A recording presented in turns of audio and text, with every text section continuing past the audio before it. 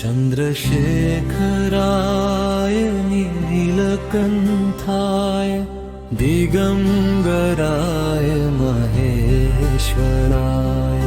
भक्तप्रियाय शिवशङ्कराय तस्मै शिवाय नमः शिवाय तस्मै शिवाय नमः शिवाय त्रिनेत्रधाराय कालहराय भस्माङ्गरागाय